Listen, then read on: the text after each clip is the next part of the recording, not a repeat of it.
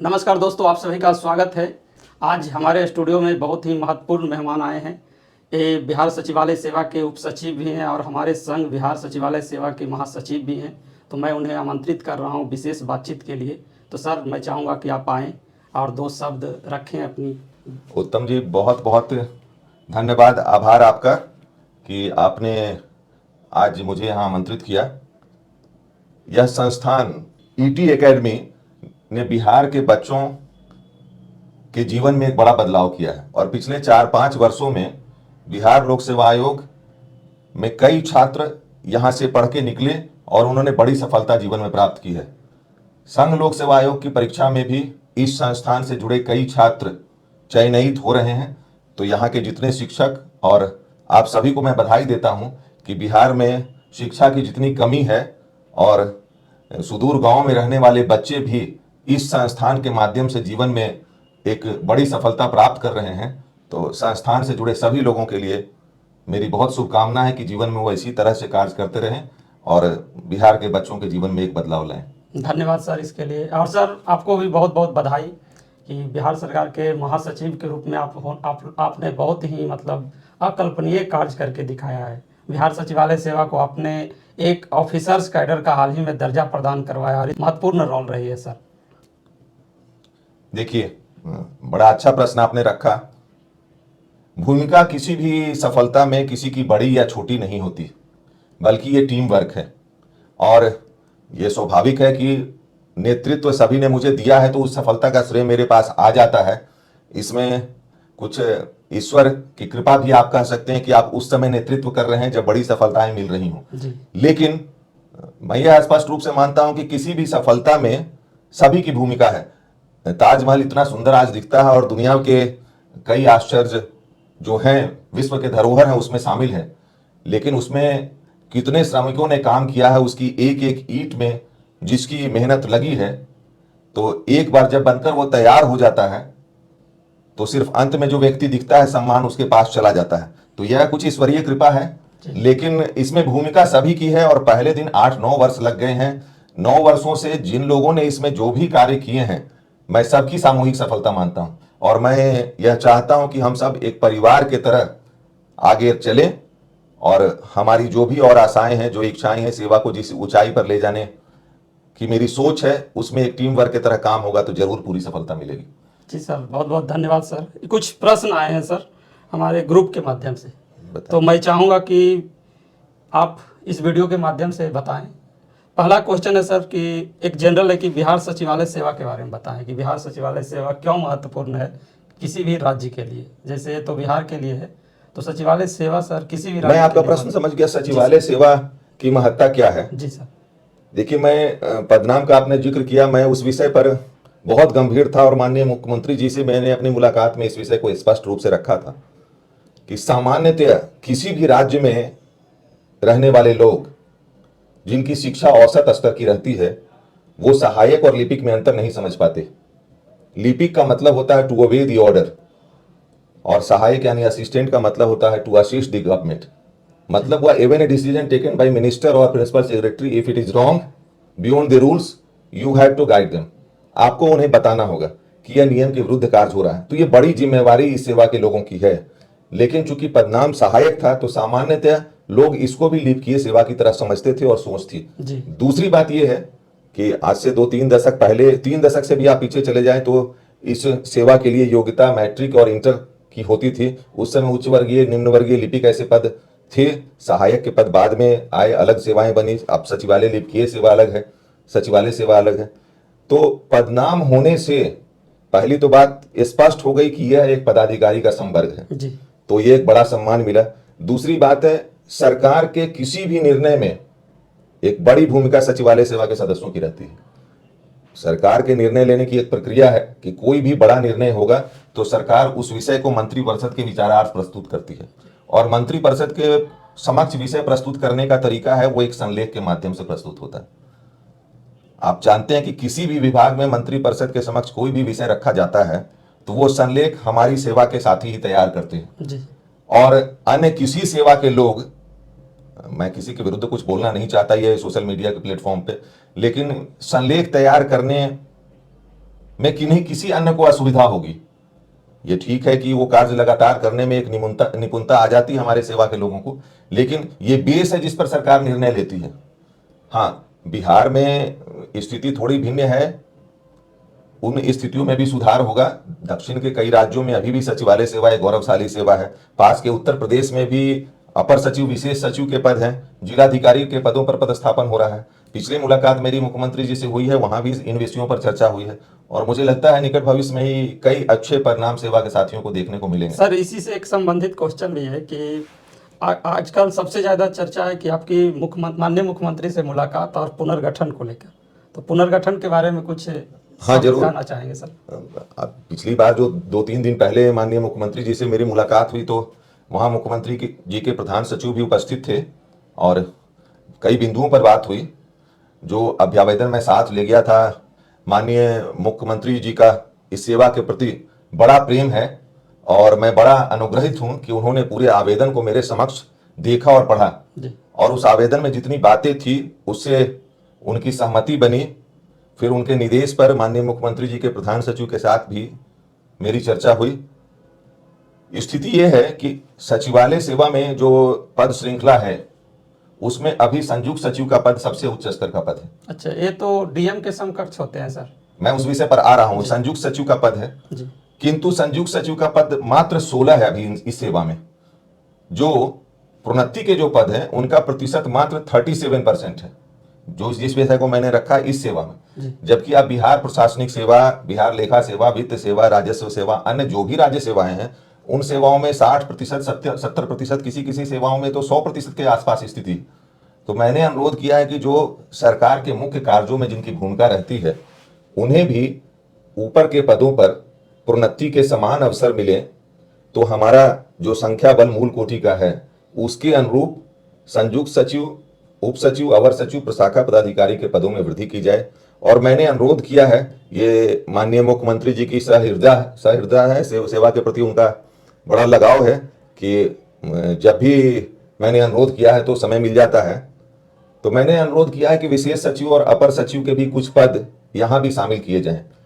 तो मुझे लगता है कि 2-3 महीने में इस पर कुछ सार्थक परिणाम इस सेवा के लोगों को देखने को मिलेगा।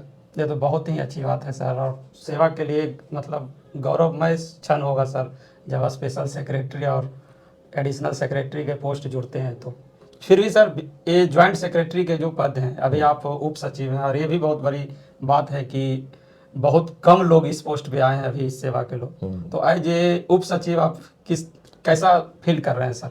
देखिए, मैं कहूंगा पद कोई मायने नहीं रखता। आप उप सचिव हैं, संयुक्त सचिव हैं, विशेष सचिव हैं या किस पद पर हैं, आपकी योग्यता, आपकी अर्हता, आपका आचरण मायने रखता है।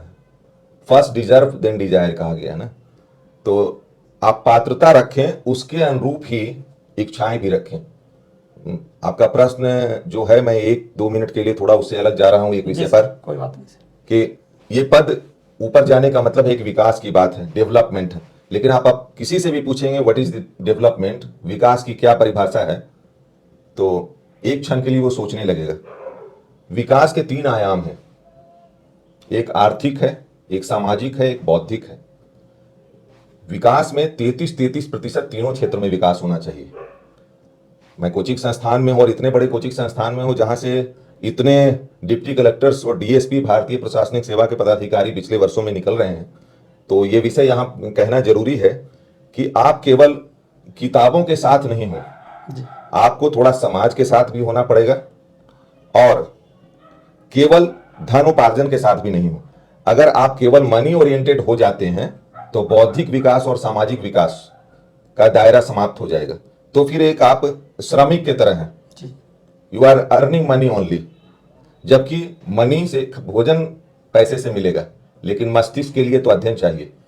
तो जहां हम लोग बात कर रहे हैं तो आप समझ रहे हैं कि अध्ययन की क्या महत्ता है। मैं एक छोटी सी बात आपको बताऊं, जब केंद्र सरकार ने इंदिरा आवास योजना की शुरुआत की थी तो झारखंड के कुछ इलाकों में जो बहुत ही आदिवासी बेल्ट के बहुत सुदूर ग्रामीण इलाके थे, तो जब वहां पे इंदिरा आवास के पक्के मकान बनाए जाने लगे, एंथ्रोपोलॉजी का में बड़ा इंटरेस्टिंग ये विषय कई बार चर्चा में आता है, तो उन मकानों के बनने के बाद वो उस मकान में रहे नहीं, बल्कि उस मकानों में जो सुअर उनके साथ रहते थे उनको उसमें रखा। उनको मिट्टी का मकान बेहतर लगता था जिसमें वो रह रहे थे, और उनके लिए क्या डेवलपमेंट था, महुआ के पेड़ जिसके साथ उनका जीवन अटैचमेंट था। तो आपको अगर उनको पक्के मकान में शिफ्ट करना है तो पक्के मकान की उपयोगिता पहले अध्ययन के माध्यम से उनको बतानी पड़ेगी। बिल्कुल सर। तो मेरे कहने का यह मतलब है कि आप केवल धनोपार्जन में लगते हैं तब भी आपका जीवन अधूरा है। आप समाज में आपके थाली में 4 रोटी आ रही है और अगर बगल पड़ोस वाले आपसे आसपास रहने वाले लोगों की जरूरतों पर आपका कोई ध्यान नहीं है तो भी आपका जीवन अधूरा है। तो पद बड़ा छोटा नहीं होता जी। है ना, व्यक्तित्व बड़ा छोटा होता है। पद तो अब मैं अभी उप सचिव हूं, संयुक्त सचिव हो जाऊं, आप इस राज्य में, अब पद की जहां तक बात है तो एक और नाम मेरे जहन में आ गया तो मैं चर्चा कर दूं आपके साथ कि इस देश में जो भी पढ़ने वाले लोग हैं या जो 20 से 40 वर्ष के युवा हैं वो सभी चेतन भगत का नाम जानते हैं। बिल्कुल। लेकिन चेतन भगत के आईआईटी और आईआईएम बैचमेट का नाम पूरा देश नहीं जानता। तो चेतन भगत तो किसी पद पर नहीं है, उप सचिव, संयुक्त सचिव या प्रधानमंत्री के मुख्य सचिव का भी कोई पद उनके पास नहीं है। लेकिन उन्होंने एक क्षेत्र में एक बड़ा नाम कर लिया, एक मुकाम हासिल किया है तो देश जानता है।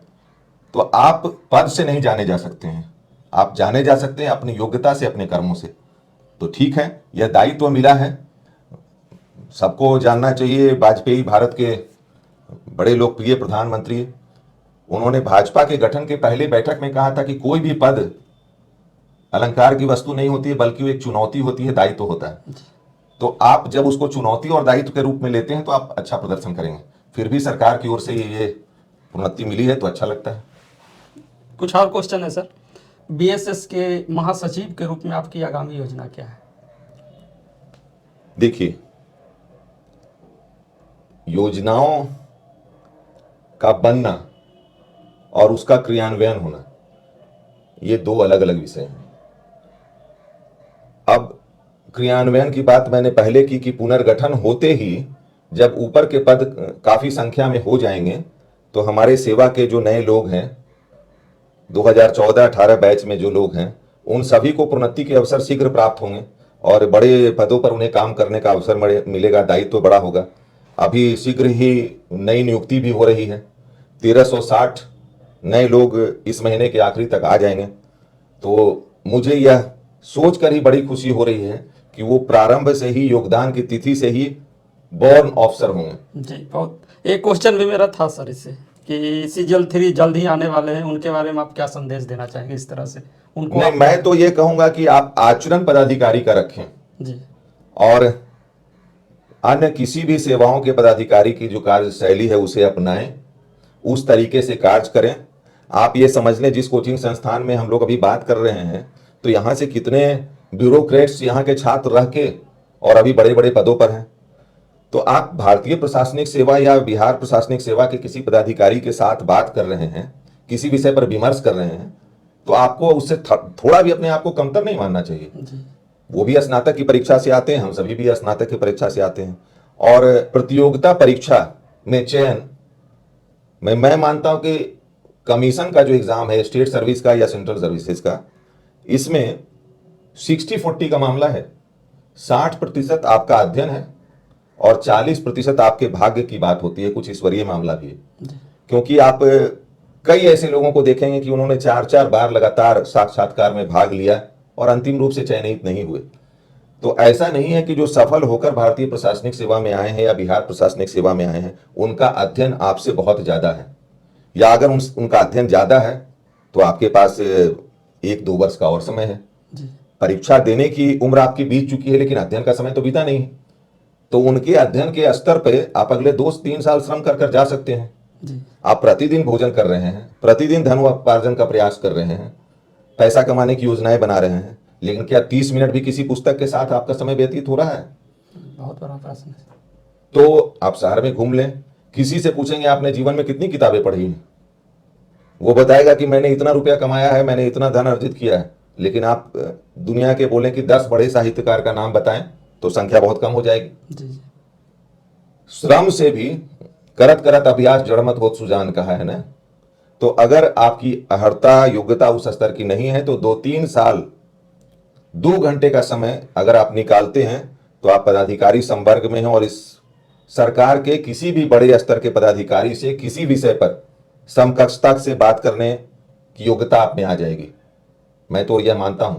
ये तो बहुत बड़ा संदेश है सर सीजन 3 वालों के लिए कि वो ज्वाइन ही करेंगे एज ए ऑफिसर। और बहुत अच्छी बात आपने कहा कि आप किसी से कम नहीं, आप भी ग्रेजुएट बनकर आ रहे हैं ग्रेजुएट से, तो आप देखिए, आप जब भी विकास की प्रक्रिया को छोड़ देते हैं तो आपका जीवन रुक जाता है।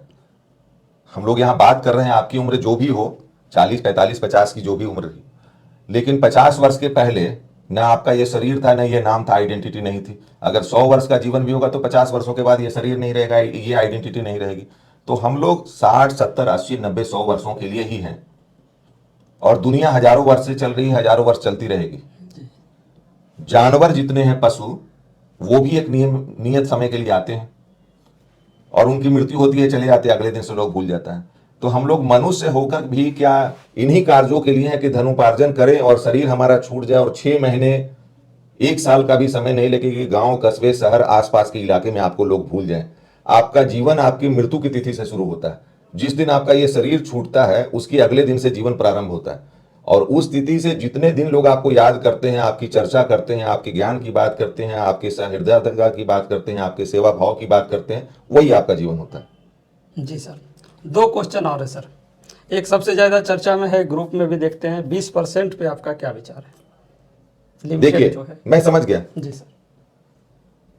एक्ट के प्रोविजंस को किस तरीके से बदला जाता है ये सेवा के सभी लोग समझते हैं और ये अच्छा है कि एक बड़ा प्रोटेक्शन है एक्ट का प्रावधान इस सेवा के लोगों के लिए। तो ये एक्ट में प्रावधान हुआ, एक बार परीक्षा हुई, उन विषयों में जाना उचित नहीं है। मामला न्यायालय के समक्ष भी है और कई विषय उसमें सन्निहित हैं, लेकिन उस परीक्षा से जो चयनित होकर आए हैं उन्होंने स्वाभाविक रूप से अपने मेधा का प्रदर्शन किया है, तभी चयनित होकर आए हैं। जो तकनीकी खामियां रही वो सरकार के स्तर का विषय है। लेकिन अभी की वर्तमान स्थिति में दूसरी बार बिहार लोक सेवा आयोग से यह परीक्षा आयोजित हो, इसका मैं पक्षधर नहीं हूं, क्योंकि जिस प्रकार से रिक्ति की गणना करनी होगी और जो तकनीकी स्थिति उत्पन्न होगी वह बड़ा कठिन है और इस पर मेरी चर्चा भी सरकार के शीर्षस्थ नेतृत्व से हुई है। मैं किसी का नाम नहीं ले सकता, लेकिन शीर्ष नेतृत्व से मेरी चर्चा हुई है। तो यह विषय ही बेहतर लगा है कि एक्ट में वह प्रावधान जो 20% का है उसको समाप्त कर दिया जाए और यह समाप्त करने के लिए मंत्रिपरिषद के समक्ष जाना होगा। मंत्रिपरिषद की सहमति के बाद आगामी जो भी सत्र होगा, और वो स्वाभाविक रूप से बजट सत्र है मार्च का, उसमें विधानसभा से, विधान परिषद से पारित होने के बाद फिर से कैबिनेट की अनुमति से ये संशोधन हो जाएगा। तो सामान्य वरीयता के आधार पर प्रोन्नति के 166 के करीब पद उपलब्ध हो जाएंगे। तो अभी तक जिन लोगों की प्रोन्नति हुई है उस नंबर के बाद 166, 170 और लोग, तो केवल 20% की समाप्ति के बाद ही अप्रैल में उन्हें प्रभार मिल जाएगा। ऐसी मेरी आशा और मुझे पूरी उम्मीद है कि यह हो जाएगा।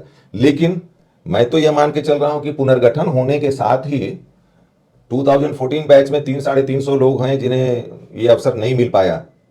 बड़ा इस 2014 में जो लोग आए हैं उनकी संख्या 1000 के करीब थी, तो बड़ी संख्या थी।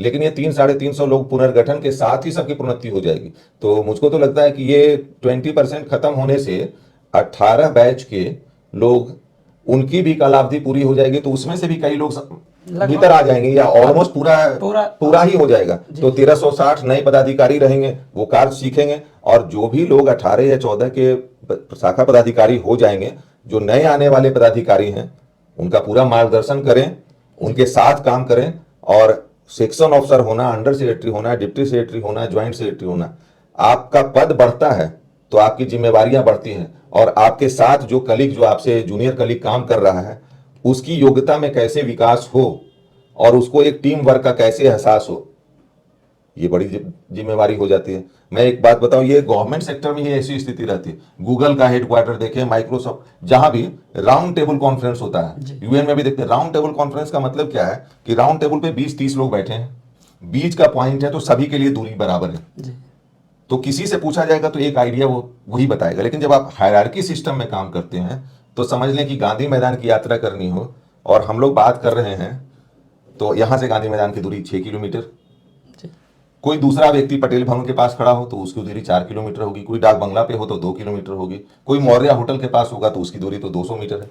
अब चारों से एक प्रश्न अगर किया जाए कि गांधी मैदान जाने के लिए साधन कौन सा बेहतर होगा, तो हम लोग तो बताएंगे कि 4 व्हीलर 2 व्हीलर के अतिरिक्त अगर साइकिल या ऐसी कोई सवारी लेते हैं तो लंबा समय लगेगा। लेकिन जो मौर्य कॉम्प्लेक्स पे खड़ा हो तो बोलेगा 2 मिनट का वॉक है। जी। तो आप हायरार्की सिस्टम में काम करने से बहुत समस्या होती है और इस सिस्टम के मैं सदैव खिलाफ रहा हूं। इसलिए जब से काम कर रहा हूं इस सेवा में, मैं टॉप बॉस के साथ व्यूज हो सकता है मेरा वो एक्सेप्ट करें नहीं करें, लेकिन मेरी जरूर ये इच्छा रहती है कि मेरी बात उनके पास तक पहुंचे। अगर उन्हें स्वीकार योग्य लगता है तो स्वीकारें। इस तरीके से कार्य करना चाहिए। बहुत बहुत धन्यवाद सर, आपने बहुत ही शानदार ढंग से सचिवालय सेवा के बारे में बताए। और इसके अलावा एक और अंतिम क्वेश्चन है सर, क्वेश्चन नहीं मतलब ये है कि बीएसएस के ऑफिसर्स को आप क्या सुझाव देना चाहेंगे? देखिए, सुझाव तो मेरा कई दिनों से है कि एक प्रण के तरह लोग ये करें कि सचिवालय परिसर के बाहर की दुकानों पर ये सेवा के लोग दिखना बंद कर दें।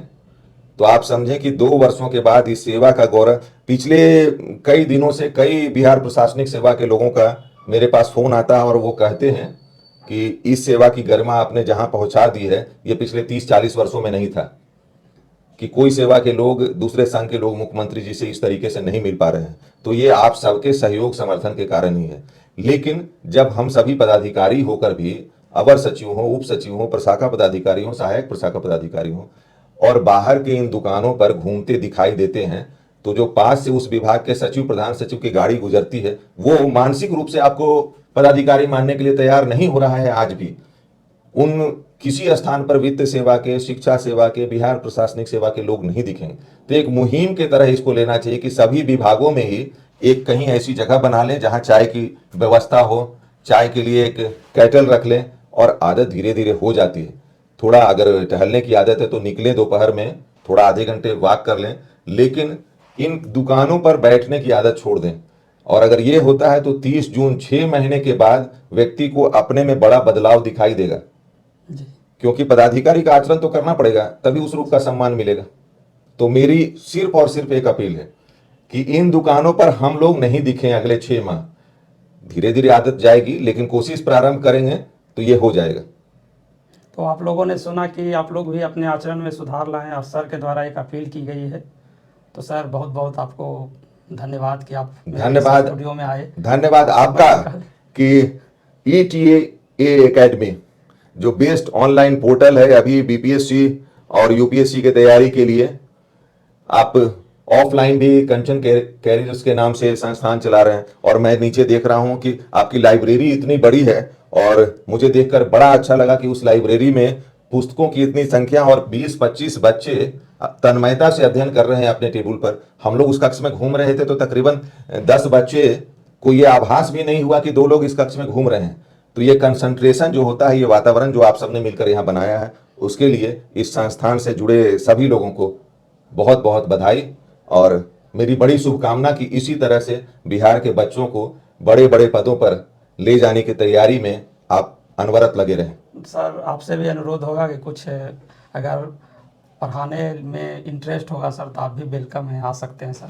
और कुछ योगदान। मैं किसी भी कार्य के लिए सदैव उपलब्ध हूं, और कभी भी आपकी इच्छा होगी, किसी विषय पर कोई चर्चा की बात होगी, जो छात्र हैं तो कोई भी विषय ऐसा होगा तो मैं आके उनसे आधे 1 घंटे का कोई स्पेशल क्लासेस, मुझको भी अच्छा लगता है तो मैं जरूर कभी समय निकाल कर आऊंगा, और जो छात्र तैयारी कर रहे हैं उनके साथ जो भी मेरी थोड़ी बहुत जानकारी है उसको साझा करूंगा। बिल्कुल सर। बहुत बहुत धन्यवाद। थैंक यू सर, आपको बहुत धन्यवाद।